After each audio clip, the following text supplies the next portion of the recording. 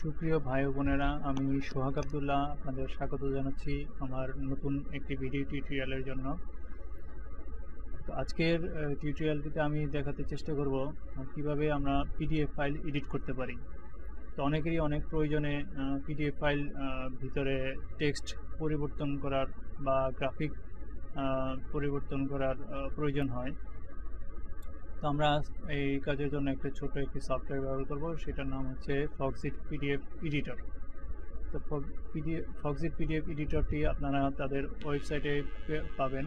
আমি অবশ্য ভিডিও ডিসক্রিপশনে আমি লিঙ্কটি দিয়ে দেব, এছাড়া আমার ড্রপ বক্সে আপলোড করা আছে সেটার লিঙ্কও আমি দিয়ে দেব। তো চলুন আমরা প্রথমে সফটওয়্যারটি ইনস্টল করি।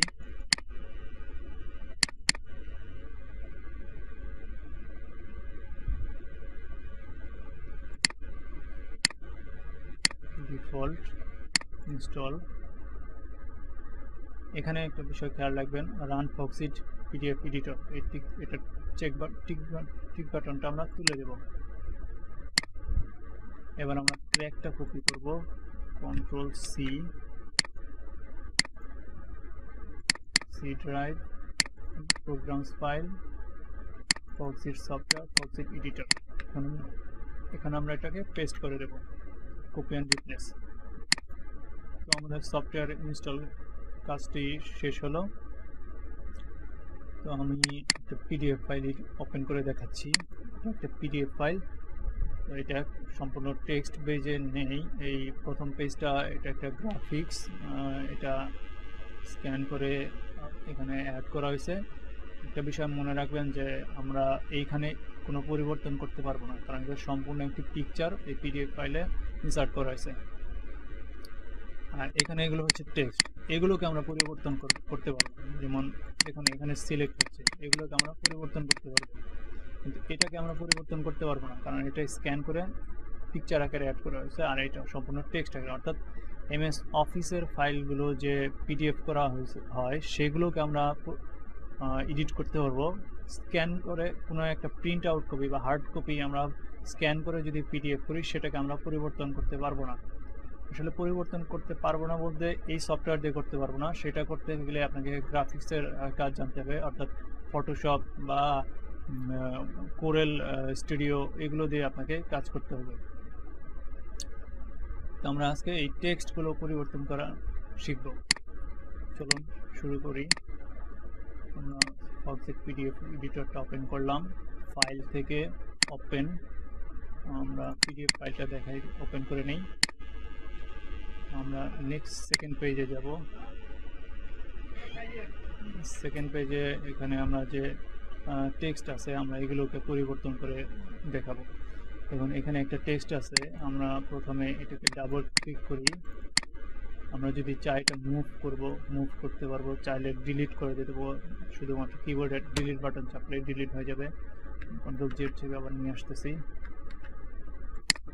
তো আমরা চাইলে এডিট করতে পারবো, ধরেন এই টেক্সটটাকে এডিট করব, সেই ক্ষেত্রে সিলেক্ট করে এইখানে দেখেন নেমের আছে টেক্সট, প্রপার্টি আছে টেক্সট, আর ভ্যালু আছে এই টেক্সটটা আমরা চেঞ্জ করে দেব। কিবোর্ড থেকে এন্টার চাপ প্রেস করব, এখন টেক্সটটা চেঞ্জ হয়ে গেছে। ডানে সরাই নেই।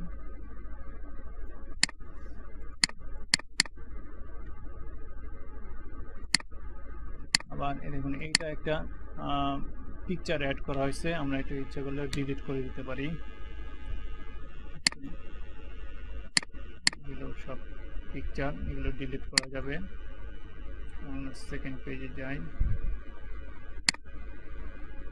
আমরা চাইলে এখানে একটা টেক্সট অ্যাড করতে পারবো, সেটার জন্য আমাদের অ্যাড টেক্সট অবজেক্ট এই বাটনটিতে ক্লিক করতে হবে। আমরা এখানে টেক্সট লিখব।